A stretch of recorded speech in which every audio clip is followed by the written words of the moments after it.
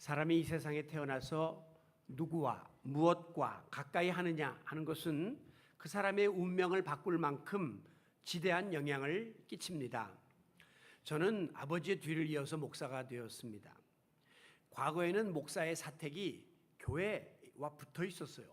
그래서 어린 시절부터 매일같이 교회 앞마당에서 뛰놀면서 보고 듣고 배우고 만나는 것이 말씀이요 기도요 찬양이요 교인이요 교회 일이었습니다.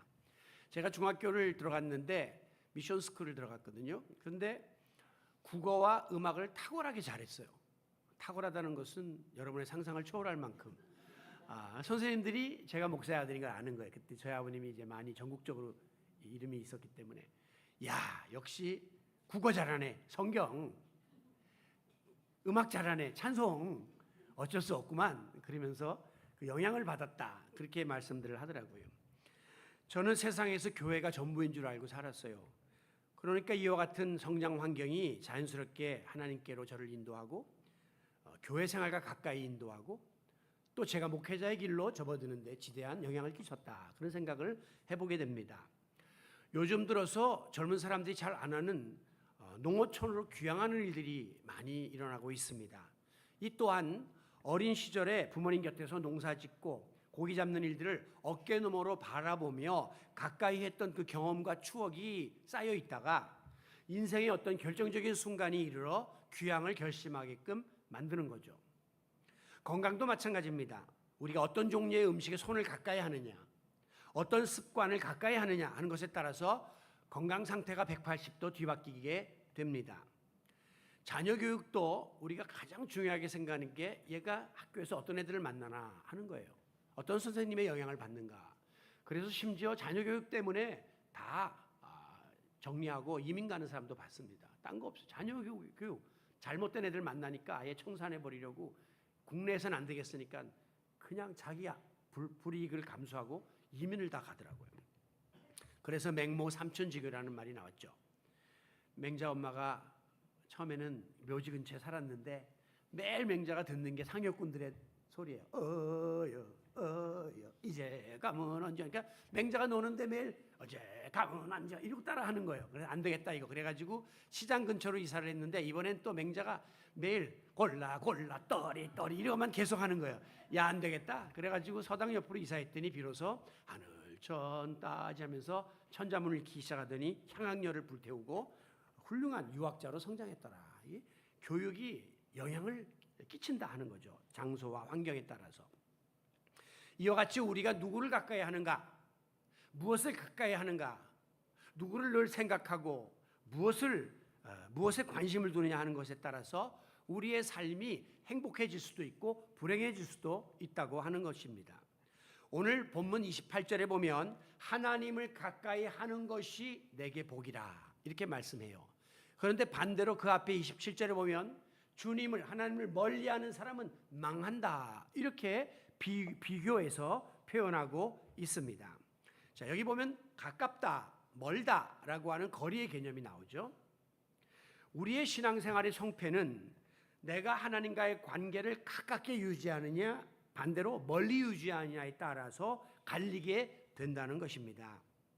이상한 거는요, 우리가 영적인 일, 주의 일, 교회 일, 믿는 사람과 가까이 하게 되면 자연스럽게 세상적인 일, 육적인 일, 불신자들과는 멀어지게 됩니다. 내가 그렇게 하지 않으려고 하는데도 영적인 일, 주의 일을 하다 보면 세상 일들이 우스워져 보이고 또 이것이 어리석어 보이기 때문에 자꾸 멀어지게 되어 있는 거예요. 그런데 반대로 우리가 하나님을 멀리하고 교회 생활을 멀리하고 믿는 사람들을 멀리하다 보면 어느새 나는 세상과 가까워 있고 믿지 않는 친구들과 가까이 지내고 있는 것을 발견하게 됩니다. 왜냐하면 우리 인간은 무엇인가와 가까이 지내야 마음의 평안이 오고 위로가 되거든요. 그런데 하나님과 교회 일과 멀어지면 이 마음을 채워야 되겠으니까 나도 모르게 세상 일과 세상적인 것에 마음이 가 있는 것을 발견하게 되는 거죠. 그 이유가 무엇이냐면 사도 바울의 고백처럼 우리의 마음속에는 하나님을 가까이 하도록 권면하는 성령의 소욕과 세상과 가까워지도록 충동질하는 육체 소욕이 동시에 공존하고 있고 이 둘이 서로 대적을 해서 계속 싸움을 하고 있습니다. 오늘 교회를 한번 나오고 싶어도 이제 휴가 마지막 끝물인데 이때 안 가면 바다를 언제 가나라고 하는 육체 소욕이 우리의 마음을 끌 수 있죠. 그러나 반대로 아이고 휴가 때인데 사람들 많이 빠지면 목사님 서운해서 어떻게 하나, 하나님 앞에 내가 가야지, 그리고 또 교회로 나오도록 만드는 성령의 소욕이 있는데 이 둘 중에 어느 것이 더 크게 작용했는가에 따라서 여러분이 지금 교회 나와 앉았을 수도 있고 해수욕장에 가 앉을 수도 있다고 하는 것이죠. 육체의 소욕은 우리로 하여금 하나님을 멀리하도록 유혹하고 세상과 가까이 하라고 자꾸 충동질을 합니다. 그러나 그와 같은 삶의 종말은 마치 넓은 길로 가서 넓은 문으로 들어가는 것처럼 한순간은 편하고 매력적이고 쾌락을 가져다 줄지 몰라도 찰나의 즐거움이 지나고 나면 슬피 울며 후회하고 고통과 파멸을 대가로 지불하게 된다 하는 사실을 아셔야 해요.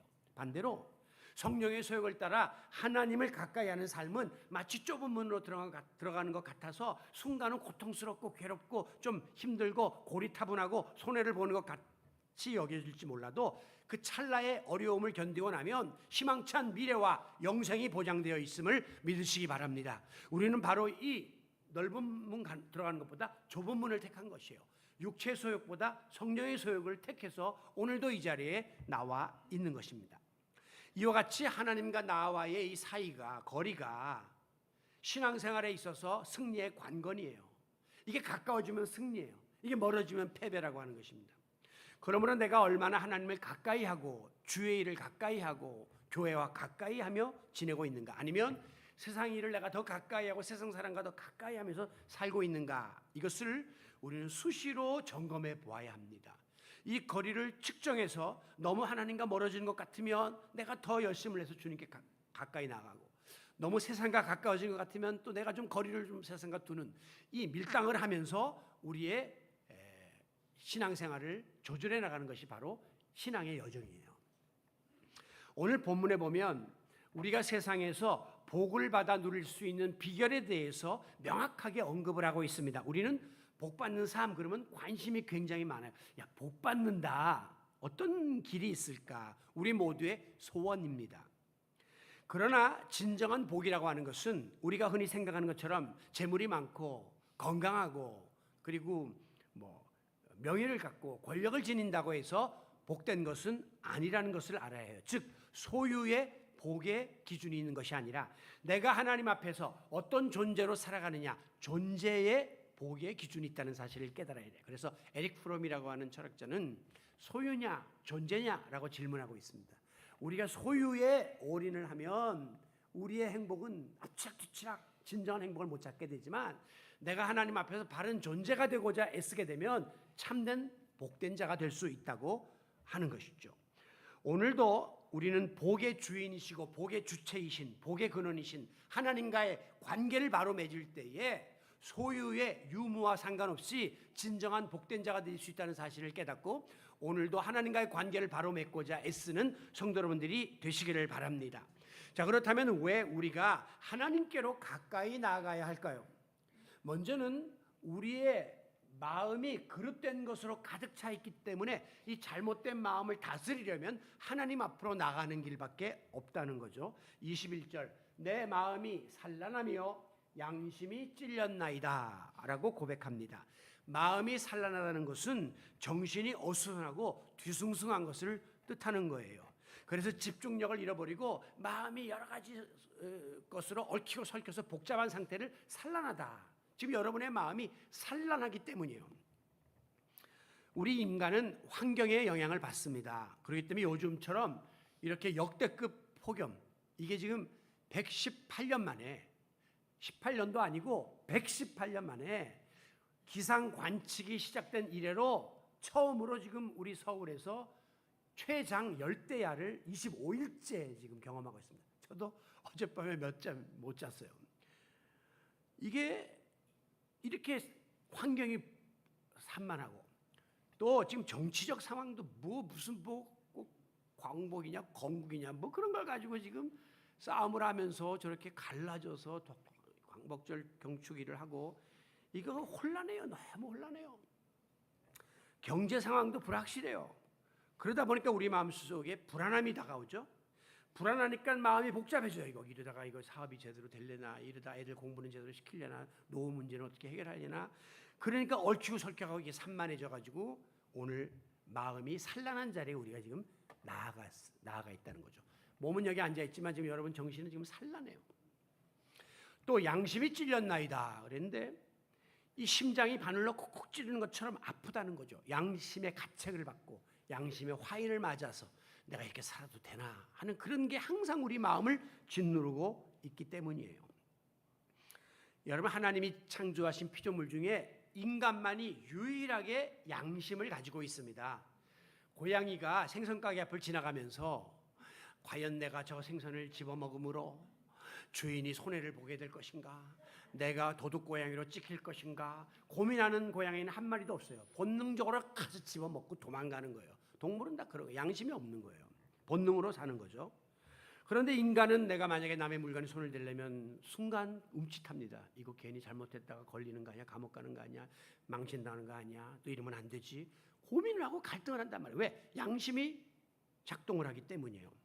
그런데 우리가 예수님을 구주로 영접하고 그리스도인이 된 다음부터는 보통 사람들이 지니고 있는 그런 일반적인 양심보다 훨씬 더 우리 양심이 예민하고 정교해지고 아주 세밀한 그런 양심을 우리가 소유하게 되는 겁니다. 왜냐하면 일반인들은 그냥 세상 법, 일반 법에 의해서 위촉되지 않으면 죄라고 생각하지 않거든요. 그래서 우리가 전도할 때 선생님 우리 인간은 죄인입니다. 그러면 여보 그런 말 하지 마. 내가 법 없이 살아온 사람이야. 죄인은 무슨 죄냐. 내가 법 한 번 어긴 적이 없는 사람인데 이러고 덤벼든단 말이에요. 왜? 그 사람들은 사회법에 의해서 죄인이 아니라고 생각하는 거예요. 우리는 양심법에 의해서, 그것도 신앙 양심에 의해서 생각하면 하나님의 말씀이 기준이 되기 때문에 말씀은 머리로 마음으로만 죄를 져도 죄다고 말하기 때문에 굉장히 예민한 그런 신앙 양심을 가지고 우리가 살게 돼요. 그래서 우리 믿게 되면, 예수를 믿게 되면 아닌 말로 불신자 때보다 더 피곤합니다. 뭐 일요일 날 놀러 가는 거는 당연한데 성수주일 안 하면 좀 가책이 와요. 내 돈 갖고 내 마음대로 쓰는 게 뭐가 잘못이. 그런데 교회에다 또 헌금 안 하고 11조 안 하면 이상하게 또 찝찝해요. 이렇게 자꾸 우리는 더 죄의식을 많이 갖고 살거든요. 어떤 사람은 차라리 안 믿을 때가 속 편했는데 이거 믿고 나니까 이거 하라, 이거 하지 말라, 뭐 불편하다 이렇게 생각하는 사람도 있지만 그게 당연한 것입니다. 왜냐하면 우리에게는 예민한 신앙 양심이 주어졌기 때문에. 이와 같이 우리 그리스도인들의 마음속에 여러 가지 갈등과 혼란이 일어나는 이유를 오늘 본문 26절은 정확하게 이렇게 말합니다. 내 육체와 마음이 쇠약하기 때문이다. 여러분이 정신적으로 육체적으로 강하면 이렇게 흔들리지 않을 터인데 육체도 약하고 정신도 쇠약하고 의지도 박약하니까 자꾸 우리가 흔들릴 때가 많다고 하는 것입니다. 그래서 지난 한 주일 동안도 교회 나와서 예배드릴 때는 내가 바로 살아야지, 주님 뜻대로 살아야지 결심하고 교회 문을 나서지만 교회 문을 나서는 순간 보는 것이 죄요, 듣는 것이 죄요, 말하는 것이 죄요, 접하는 것이 죄니까 손에 대면 그냥 죄의 바이러스가 감염되어 가지고 우리가 또 한 주일 동안 사탄에게 코가 끼어 가지고 해서는 안 될 일을 하고 가서는 안 될 곳을 가고 해서는 안 될 말을 하면서 살다가 오늘도 주님 앞에 나온 거죠. 이와 같이 우리의 마음이 산란하고 신앙 양심의 가책이 계속해서 우리 가운데 임하는데도 여전히 우리가 하나님을 멀리하고 세상의 것을 가까이 한다면 절대 하나님이 약속하신 복을 받아낼 수가 없는 겁니다. 그러므로 요즘같이 모든 일이 어렵고 힘들 때일수록 필요 이상의 복잡한 생각을 떨궈내세요. 마음이 얽히고 설킨 흩어진 마음들을 좀 정리하세요. 그리고 잡다한 상념에 의해서 여러분의 신앙 양심을 저버리지 말고 더욱더 주님을 바라보고 오늘 부른 찬송처럼 주께 더 가까이 나가기 원합니다. 계속해서 주님을 바라보고 주님을 목표로 영적인 노력을 기울여 나가는 성도 여러분들이 되시기를 바랍니다. 다음으로 이제 우리가 주님께 가까이 나가야 될 이유는 무엇이냐? 그것은 인간의 이 어리석음에서 벗어나기 위함이에요. 본문 22절에 보면 내가 이같이 우매무지함으로 주 앞에 짐승이 오니 이렇게 고백하고 있습니다. 우매무지하다. 우리 인간은 만물의 영장입니다. 그래서 아무리 강한 짐승도 인간 앞에 길들여지지 않은 것이 없어요. 인간이 포획하고 인간이 마음대로 다 지배할 수 있단 말이에요. 저는 특별히 이 서커스 같은 데 잡혀온 그 호랑이나 사자 같은 그 맹수들이 사육사 앞에서 여러 그래서 애교를 떨고 아양을 떠는 걸 보면 인간의 힘이 놀랍다. 그거 자꾸 통닭 한 마리씩 주니까 거기에 그냥 코가 깨갖고 맹수들이 야성을 다 잃어버린 거죠. 아니 몸이 그냥 집채만한 코끼리들이 마찬가지로 재롱을 부린단 말이에요. 그 인간이 얼마나 위대합니까? 그런데 때로는 이런 짐승만도 못한 인간이다 하는 말이 왜 있습니까? 짐승도 안 하는 짓을 우리 인간이 저지르기 때문이에요. 여기 우매무지하다 하는 이 말씀은 두 단어가 합쳐진 건데, 우매하다는 뜻은 뭐냐면 몰상식하고 무분별하고 사리 판단을 잘 못하는 어리석은 존재다, 그 뜻이에요. 인간이. 또 무지하다는 것은 문자 그대로 알지 못하고 미련한 존재다, 그런 뜻이에요. 저는 특별히 이 최근에 부쩍 드러난 이 영아유기, 또 아동학대 이런 걸 보면 야, 우리 이게 사람이 짐승이 안 하는 짓을 하는구나, 인간이 어디까지 악해질 것인가 라고 하는 그런 참담한 심정을 느낄 때가 많습니다. 엊그제에도 이 세종시 저수지에서 탯줄이 남아있는 어린아이의 시신이 발견됐어요. 아직 그 범인을 못 잡았어요. 지난 5월 달에는 광주에서 상가 변기 안에 영아가 유기된 것을 발견했습니다. 이 애는 잡았어요. 근데 보니까 오늘 그 결과가 나왔는데 그 용변을 보다가 아기가 쑥 나온 거예요. 근데 이거를 그냥 그대로 방치하고 금방 꺼내질 않았어요. 그리고 나서 그 아기를 다시 다른 옆에 있는 상가에 가서 이제 버린 겁니다. 그리고 나서 아무렇지도 않은 듯이 남자친구를 만나서 영화를 보았다. 이게 사람이 아닌 것이죠. 태권도장에서 4살짜리 그 남자아이가 매트 속에 거꾸로 들어박혀 있다가 질식사한 사건. 그 얼마나 괴롭습니까? 이 더운데 그 뭐 체벌했고 내가 그 애를 너무 사랑했다. 그건 말이 안 되는 거죠. 이건 비정상적인 인간들의 행위입니다. 그런가 하면 2년 전에 있었던 그 9살짜리 아들을 의붓 엄마가 여행 가방에 집어넣어서 말 안 듣는다고 7시간 동안 벌을 세웠죠. 애가 숨 막혀요 하면서 가방을 막 찢으니까 테이프로 다 붙여가지고 못 나오게 하고, 나중에는 이 엄마가 73kg인데 그 위에 올라가서 가방을 막 밟았다고 하는 거죠. 결국 애는 싸늘한 시신으로 발견됐습니다. 여러분, 짐승도 자기 새끼가 죽으면 옆에서 핥으면서 끝까지 자리를 지키지 이런 짓은 안 한단 말이죠. 짐승만도 못한 삶을 왜 우리 인간이 사느냐. 지능은 인간이 짐승보다 뛰어나고 또 모든 면에 있어서 우월하지만, 그러나 타락한 욕망 그리고 그릇된 가치관의 지배를 받으면 인간은 이렇게 무섭게 전락하게 되는 것입니다. 한마디로 사람은 하나님을 알고 하나님을 경외하고 영적인 존재로 살아가라고, 하나님을 가까이 하며 살라고 하나님이 만들어 주셨는데, 하나님을 모르고 우매무지해서 하나님을 멀리하고 세상과 가까이 하니까 이런 일들이 벌어지게 되는 거죠.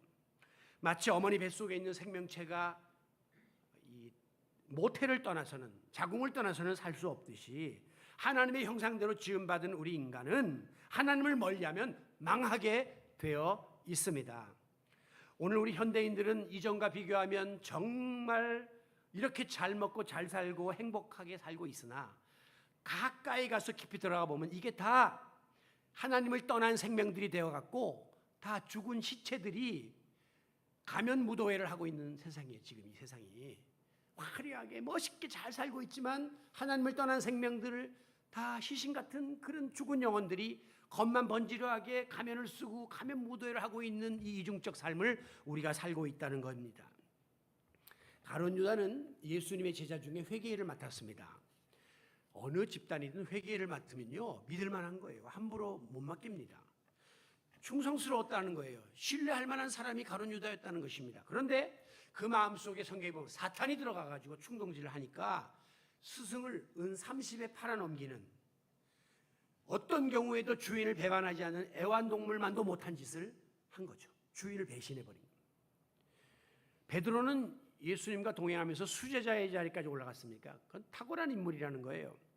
그런데 예수님이 붙잡히자 두려운 나머지 멀찍이 예수님을 따라가면서 예수님을 멀리한 결과 결국 주인을 부인하는 짐승 같은 그런 짓을 하게 된 거죠. 여러분, 우리 인간은 처음 정한 뜻을 끝까지 집중하지 못하는 산란한 마음을 갖고 있습니다. 여러 생각들이 지금 우리 마음을 뒤집어 놓고 있어요. 짐승처럼 판단력과 결단력이 의지가 부족해서 우매무지한 존재가 우리 인간입니다. 그렇기 때문에 우리를 온전케 하시는 분은 하나님밖에 없고 우리가 바로 살고 행복하게 살려면 이 주님께 더 가까이 나가는 길밖에 없다는 사실을 깨닫고 매 순간마다 주님께 더 가까이 나가기를 힘쓰는 성도 여러분이 되시기를 바랍니다. 우리가 이와 같이 하나님께 가까이 나가기를 힘쓰면 어떤 복을 주신다고 약속했는가? 먼저는 기쁨이 충만한 삶을 살 수 있게 해주시겠다고 약속했습니다. 오늘 28절에 하나님을 가까이 함이 내게 복이라. 그런데 이 말씀을 제루살렘 바이블이라고 하는 성경에서는 어떻게 번역하고 있냐면 하나님을 가까이 하는 너에게 기쁨이 충만하리라. 이렇게 복을 기쁨이라고 구체적으로 표현하고 있어요. 하나님을 가까이 한다는 게 뭐예요? 주님 안에 사는 겁니다. 주님과 더불어 사는 것입니다. 주님과 동고동락하면서 사는 삶이에요. 그러니까 기쁨과 감사와 평화와 행복이 넘치지 않을 수가 없는 거죠. 요한 웨슬레라고 하는 그 감리교회 창시자는 마지막 세상을 떠나는 임종의 순간 팔을 높이 쳐들고 환희에 찬 목소리로 다음과 같이 외쳤다고 합니다. 세상에서 가장 좋은 것은 하나님께서 나와 함께 하신다는 것이다. 죽음을 앞두고 그는 이제 세상은 떠나지만 멀리하지만 하나님께 가까이 간다고 하는 확신이 있었던 거예요. 그러니까 나는 이제 가장 좋은 길로 접어들었다. 나는 이제 영원히 하나님과 동행하는 그런 삶을 살게 되었다고 외쳤습니다. 지금도 영국의 웨스트민스터 사원에 가면 지하에 기념비가 있는데 거기에 이 웨슬리의 했던 이야기가 새겨져 있다고 합니다. 우리가 어린 시절에 학교 갔다가 돌아오면 제일 먼저 가방을 던지면서 엄마라고 부릅니다. 그런데 이상하게 반응이 없어요. 들어가 보니까 엄마가 없어요. 그러면 우리 마음이 허전하고 불안하고 두렵죠. 놀이공원에 가서 재밌게 막 놉니다. 그러다가 힐끗힐끗 쳐다봅니다. 옆에 갑자기 아빠가 안 보여요. 그러면 애들은 노는 것을 포기하고 막 아빠를 찾다가 와 하면서 울음을 터뜨립니다. 왜? 어린아이는 나를 낳아주고 길러주신 엄마 아빠가 내 곁에 있어주는 것만으로도 큰 기쁨이고 행복감이기 때문이에요. 놀이동산에서 노는 것보다 아빠가 옆에 손잡고 있는 것이 더 큰 기쁨이기 때문에 애들은 부모님과 동행하기를 원하는 거예요. 마찬가지로 인생의 참 기쁨과 행복이 어디서부터 오느냐? 대부분 물질이다 이렇게 생각해요. 여러분, 물질이 우리에게 기쁨과 행복을 가져주는 건 맞아요. 어떤 분이 그러더라고요. 돈은 그렇게 세도 손이 안 아프대요. 그렇게 그냥 지녀도 무겁질 않대요. 너무 좋으니까. 그래서 우리가 지금 돈을 버는 일에 혈안이 되어가지고 밤낮 없이 수단방법을 가리지 않고 뭐 좋은 아이템 없나 막 귀가 쫑긋해가지고 막 투자를 하고 뛰어다닙니다. 그런데요, 무엇이든지 다 과유불급이라 적당한 것이 좋은 것이지. 성경도 일용할 양식, 데일리 브레드, 그날 먹을 양식이 행복한 것이지 너무 지나치면 꼭 문제가 생기는 거예요. 돈이 많으면요 꼭 돈 때문에 마지막에 문제가 생겨요. 그래서 나중에 사람 잃고 건강 잃고 관계 잃고 가정 잃고 돈도 잃고 다 잃어버려요. 저는 가끔 가다가 그 텔레비전의 특종세상 혹은 자연인 그런 프로그램을 봐요. 근데 이 특종세상에 나오는 사람들의 특징이 뭐냐면 한때 잘 나가던 사람이 쪽박 찬 사람들 이야기만 나오는 거예요. 보면 안 보이는 요새 탤런트 안 보인다 보니까 뭐 노숙하고 있거나 어떤 사람 보면 뭐 막리를 하고 있거나 이러고 있는 거예요. 그 왜 그러냐? 들어가 보면 하나같이 잘 나갈 때에 너무 지나치게 물질에 집착하다가 사기당하고 날려가지고 가족 다 깨지고 이렇게 됐다. 자연인들도 특징 중에 하나가 그거더라고요. 꼭 그 비하인드 스토리가 있어요. 잘 나가다가 마지막에 뭐 건강을 잃거나 물질 잃거나 가정에 문제가 생겨서 들어왔다. 지난 주일날 경북 영주에 어떤 남편이 출장길에 그 로또를 구입했는데 복권이 5천 원이 당첨됐습니다. 그래서 이 사람이 5천 원을 주면서 와이프한테 여보 가서 이걸로 또 다른 복권 사와. 그리고 맡겼는데 그 부인이 산 로또가 5억짜리에 당첨이 돼가지고 지금 그 집이 난리가 났다는 거예요. 또 오늘 교회 끝나고 가시다가 또 로또 사시려고 하는 거예요. 여러분, 이 로또 당첨 왜 하면 안 되냐? 이게 벼락부자 되는 거잖아요. 한순간에 갑자기 어마어마한 돈을 만지잖아요. 그러면 정상적인 행복한 삶을 못 살아요. 왜냐하면 정상적인 삶을 살다가 비정상적인 상황이 펼쳐지니까 삶이 비정상적으로 가게 되어 있다는 거예요. 우선은 주변에 빈대들이 들끓기 시작합니다.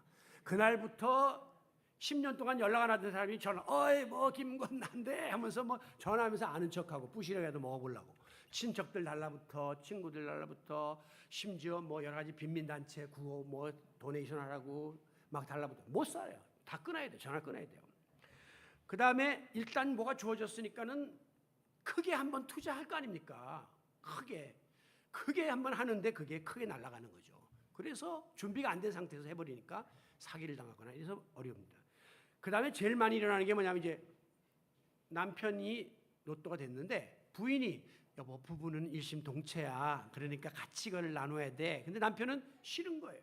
이게 뭐 몇백이면 나누는데 몇십억이니까. 그러니까 움켜쥐기 시작하면서 이제 부부 사이가 깨지면서 이혼하는 분들이 거의 뭐 90%예요. 그렇기 때문에 미국과 영국에서 이렇게 로또 당첨한 사람들 다 추적해서 통계를 냈는데 마지막에는 육체적으로 피폐해지고 정신적으로 알코올 중독자 되고 그래서 폐인된 케이스가 99.99%예요. 그러니까 결국 물질이 우리를 행복하게 해주는 것이 아니라 우리의 삶의 파탄을 가져다 준다는 것을 보여주는 확증이죠. 여러분, 참 기쁨과 행복은요, 우리가 생각하는 것처럼 물질, 명예, 권력, 쾌락에서 오는 것이 아닙니다. 한순간은 충족을 가져다 주지만 이거는 쉽게 사라져요. 이것은 안개와 같은 것이고 그림자와 같은 것이기 때문에 잠시 내 손에 있다가 훌쩍 떠나가 버리게 되는 거죠. 뿐만 아니라 여러분 중에 굳게 믿고 의지하는 것이 인간관계를 의지하는 분들이 있습니다.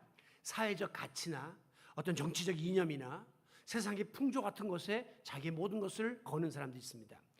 여러분 너무 그 좌우의 극단적인 정파에 매몰돼서 이 더운데도 그냥 광화문 가갖고 막 태극기 흔들고 뭐 가서 뭐 개딸이라고 그러고 이거 참 어리석은 짓이에요. 여러분 중에 그런 극단적인 정치에 매몰된 분이 있으면 그 시간에 성경 말씀 더 많이 보시고 그 걸음에 교회 더 많이 기도하세요. 왜? 내가 기대하고 지지했던 그분이 언젠가 나에게 큰 실망을 가져다주는 대상이 된다는 것을 우리는 무수히 경험했습니다. 아니 100%다 정상적으로 나의 꿈을 이루어줬던 사람은 없었어요. 정치는 없었어요. 정당은 없었어요. 이념은 없었어요.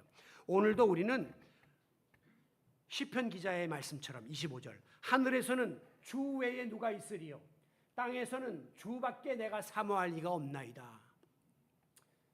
하늘, 천에, 땅, 지, 상천 아래로 하지에 주님 한 분 외에는 하나님 외에는 내가 기대고 의지하고 사모하고 올인할 분이 없다는 겁니다. 세상의 모든 것은 다 잠시뿐이고 다 좋을 때뿐이고 끝난다는 것이죠. 그래서 오늘도 주님 한 분만으로 만족한다고 하나님께 메어 달리고 주님께 가까이 나가는 성도 여러분들이 되시기를 바랍니다. 하나님께 가까이 하는 자의 복, 마지막 두 번째는 하나님의 보호를 받는 그런 축복을 누리게 된다는 것이죠. 26절에 보니까 내 육체와 마음은 쇠약하나 앞서 말씀드렸죠. 우리는 의지도 약하고 또 몸도 약하고 모든 것이 부족하지만 우리가 믿는 하나님은 내 마음의 반석이 되시고 영원한 분깃이 되시기 때문입니다. 여기 반석이라는 것은요, 흔들리지 않는 견고한 터전을 말하는 거예요. 흔들림이 없는 만세 반석. 우리가 지금 사는 세상은 흔들리잖아요. 순간순간 앞길을 알 수 없어서 불완전한 인생을 살고 있기 때문에 특히 지금 나이가 들다 보니까 그렇게 믿고 의지하던 건강도 약해지고 우리 장로님들 일부 끝나고 그 티타임 할 때 보면 거의 90%가 건강 이야기야. 괜찮냐 확인하고 나도 그렇다.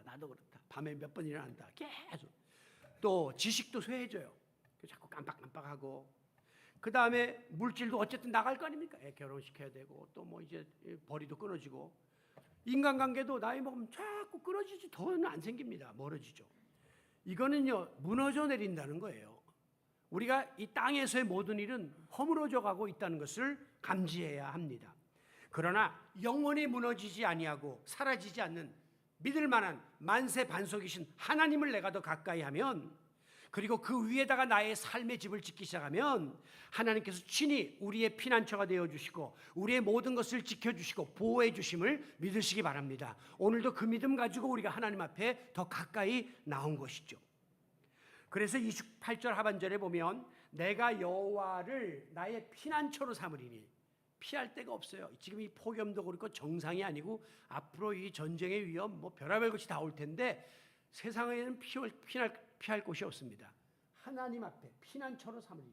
그리고 앞서 말씀드린 대로 26절에 보면 하나님은 나의 영원한 분깃이 되신다라고 이야기했거든요. 분깃이라는 말은 여러분이 받게 될 유산, 여러분의 몫을 뜻하는 것이에요. 상업 용어로 이야기하면 미천이 되고 종잣돈이 되고 자본금이 된다는 거예요. 우리가 아무리 작은 가게를 하나 만들려고 해도 자본금이 있어야 될 거 아닙니까? 미천이.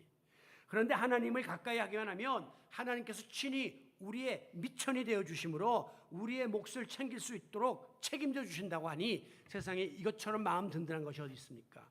내가 아무리 분석하고 내가 아무리 노력해도 분명히 어느 곳인가 허점이 있고 펑크가 날 수 있기 때문에 여러분이 사업을 하기 전, 어떤 일을 계획하기 전 먼저 하나님께 가까이 나아가 하나님의 도우심을 구하라고 하는 거예요. 그러면 하나님이 피난처가 되어 주시고 종잣돈이 되어 주셔서 분깃이 되셔서 우리의 모든 삶을 책임져 주실 것입니다. 성도 여러분, 세상이 우리를 외면하는 시간이 옵니다. 사람들은 나를 떠나는 시간이 옵니다. 그러나 영원하신 하나님, 영원부터 영원하시고 반세반석 흔들림이 없는 하나님께서 언제 어디서나 나와 함께 하시고 하나님께 가까이 나가는 자에게 피난처가 되시사 우리를 지켜 보호해 주심을 믿으시기 바랍니다. 이 같은 사실을 경험했던 한 분의 이야기를 제가 간증으로 드리면서 말씀을 마무리합니다. 독일의 신학자 중에 요하네스 브렌츠라는 사람이 있었습니다. 이 사람은 마틴 루터의 시대의 사람이에요. 마틴 루터고 절친이에요. 브렌츠. 그래서 함께 이제 종교개혁 운동을 일으켰는데 이 종교개혁을 탄압하던 이 스페인의 찰스 5세라고 하는 왕이 이 브렌츠를 잡으라고 체포 명령을 내립니다. 그래서 이제 수비대가 병사들이 그를 잡으러 온다는 소식이 들려왔어요. 그 브렌츠는 피할 곳이 없는 상황에서 무릎 꿇어 하나님께 가까이 나아가 하나님의 도우심을 구하는 기도를 드렸습니다. 그때 하나님께서 다음과 같이 음성을 들려주셨습니다. 브렌츠, 빵 한 조각을 가지고 아랫마을로 내려가서 문이 열린 집이 있거들랑 그 집의 지붕 위에 가서 숨어라. 구체적으로 피신처를 알려줬어요. 마침내 브렌츠가 아랫마을로 가니까 농가에 이 닭장이 있는 거예요. 그래 문이 열려 있는 그 닭장에 지붕에 올라가서 한동안 은신하며 지내게 되었습니다. 그런데 문제는 이제 그가 생존을 하려면 먹어야 되는데 빵 한 조각 들고 지금 올라갔기 때문에 하루 이틀은 어떻게 견뎌보지만 그 이상 그의 생명을 연장할 수가 없었어요. 그런데 놀라운 일이 벌어지는 것이었습니다. 매일 아침이 되면 그 닭장의 그 지붕 앞에 암탉 한 마리가 오는 거예요. 이거 왜 안 나오나? 빨리 나와야 되는데 중요한 순간. 암탉 한 마리가 알을 나놓고는 또 내려가는 거야. 여러분, 이게 15일 동안 계속되는 거예요. 뭐 15일 동안 달걀 먹고 얼마든지 살 수 있거든요. 결국 15일째 되는 날 이 암탉이 더 이상 이제 지붕 위로 올라오지 않았습니다. 이상하게 여겨서 알아보니까 자기를 잡으러 왔던 체포조가 철수했다라는 말을 듣고 다시금 그는 밖으로 나와서 이 브렌츠가 89세까지 장수했어요. 그러면서 자기에게 맡겨진 종교개혁의 사명을 감당했다고 하는 이야기는 유명한 하나님의 보호와 피난처가 되심을 상징하는 예화입니다. 그는 어려울 때 하나님께 가까이 나아감으로 하나님의 보호를 받았더라. 놀랍게도 내가 하나님께 더 가까이 나가려고 애쓰면 애쓸수록 우리 하나님도 우리 곁으로 더 가까이 오셔요. 이거는 순리예요. 여러분들이 애완견을 길러도 애완견을 더 많이 사랑하고 정을 많이 두면 둘수록 얘가 더 가까이 옵니다. 근데 같은 집에 사는데도 뚱 하고 발로 차고 이러면 안 갑니다. 내가 하는 만큼 내가 받게 된다는 거죠. 오늘도 우리가 하나님께 더 가까이 가려고 몸부림치면 하나님께서도 어떻게 해서라도 와서 그냥 우리를 끄집어내 주시려고 온갖 시험과 실패와 좌절과 낙심과 질병과 죄악의 늪에서 우리를 끄집어내사 지켜보호해 주심을 믿으시기 바랍니다. 오늘 말씀을 마무리합니다. 오늘은 제가 찬양도 다 가까이, 하나님께 가까이에 대한 그런 찬양으로 이렇게 골랐는데요. 요즘처럼 이렇게 날씨가 무더우면 우리가 육체적으로 힘들고 정신적으로도 산란해지고 여러 가지 빨리 지치죠. 또 이렇게 우리 드림의 교회 같이 지금 벌써 19년째인데 한 교회에서 함께 신앙생활 하다 보면 인간인지라 중간에 좀 믿음도 이렇게 침체되고 마음도 좀 풀어질 때가 있는 거 사실이에요. 영적으로도 기도와 멀어지고 말씀 생활 안 하고 찬양도 안 부르는 자꾸 이렇게 식어지는 자리에 나간단 말이죠. 그러다 보면 또 교회 생활과도 이렇게 멀어져서 교회에 대한 관심도 약해지고 참여도도 약해지고 봉사도 약해지는 자리에 나갈 수밖에 없습니다. 이것이 왜 위험하냐? 성도들과 교회와 목회자와 또 찬송과 기도와 말씀과 멀어지고 있는 것이지만 이것은 근본적으로 하나님과의 거리가 지금 우리가 멀어지고 있다고 하는 증거이기 때문에 위험한 거예요. 앞서 살펴본 것처럼 주님과의 관계가 밀착되어 있을 때는 사탄이 틈탈 여지가 없기 때문에 날마다 승리하는 삶을 살게 되지만 이렇게 자꾸 하나님과 사이가 이렇게 벌어지기 시작하고 멀어지면 어김없이 이 틈을 비집고 들어오는 존재가 있으니 사탄이에요. 사탄은 그 기회를 틈타서 들어가요. 우리가 틈탄다 그러잖아요. 틈탄다는 거리가 있을 때 거리 안에를 비집고 들어와서 헤쳐놓기 때문에 베드로가 실족을 하게 되고 유다도 실족하게 되는 거예요. 오늘 우리도 똑같습니다. 오늘 주님과 우리의 사이를 밀착시켜야 해요.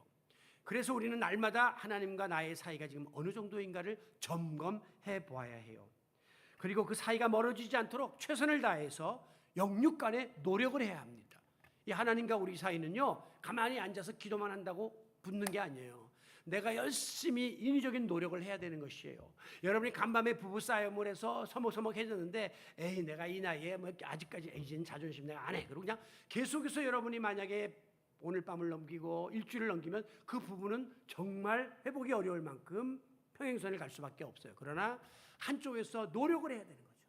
그냥 아내가 그냥 모른 척하고 냉콩국수 하나 끓여가지고 여보 이거 하나 잡숴봐. 남편도 그래 우리 오늘 어디 좀 산책 갈까? 하면서 노력을 해주면 사이가 가까워지죠. 그래서 다시 행복하게 부부생활을 할 수 있는 것과 마찬가지입니다. 오늘 내 주를 가까이 하게 함은 십자가짐 같은 고생이나 우리가 부르는 찬송님. 제가 늘 이야기하죠. 우리 주님을 가까이 가는데 왜 고생이라 그래요 이거를? 내 주를 가까이 하게 하면 정말 너무너무 큰 축복이고 영광이고 감사하고 기쁨이나 이래야 되는데 짐도 보통 짐이 아니라 십자가짐 같은 고생이라는 거예요. 이 말은 신앙생활하고 주님께 가까이 가는 길이 그렇게 힘들다는 거예요. 그게 마음을 그렇게 먹고 신앙생활을 30년 40년 하고 목사 일을 하고 은퇴 때가 됐는데도 가까이 가는 일이 그렇게 안타까운 거예요. 그러나 우리의 마음에 소원이 있다면 내 일생 소원은 늘 찬송하면서 늘 기도하면서 늘 말씀 보면서 주님께 더 가까이 나가기를 원합니다 라고 하는 이 고백이 저와 여러분의 고백이 될 수 있기를 원합니다. 왜? 이 일이 힘들고 어렵고 고생스럽지만 이 길만이 진정한 기쁨을 가져다주는 길이요 하나님의 보호가 약속된 길이요 축복된 길이기 때문에 오늘도 하나님과의 나의 관계를 여러분들이 스스로 점검하고 잘못된 부분이 있으면 추스르고 그리고 주님을 향하여 더 가까이 나가고자 애쓰고 힘쓰는 성도 여러분들이 되시기를 예수 그리스도의 이름으로 축원합니다. 아버지 하나님, 오늘 주 앞에 나와 있는 우리 몸은 하나님의 성전에 가까이 나와 있지만 우리의 마음이 혹시 세상에 더 멀리 가 있지는 않습니까? 수시로 하나님과의 관계를 점검하지 않으면 그 사이를 사탄이 틈타고 들어와서 우리가 참으로 어려운 삶을 살 수밖에 없음을 깨닫게 하여 주시옵소서. 내 주를 가까이 하게 함은 십자가짐 같은 고생이나 내 평생 소원은 늘 기도하고 찬양하고 말씀 보면서 주님께 더 가까이 나가기를 원하오니 주여 두 팔 벌려 우리를 맞이하여 주시옵소서. 예수님의 이름으로 기도하옵나이다. 아멘.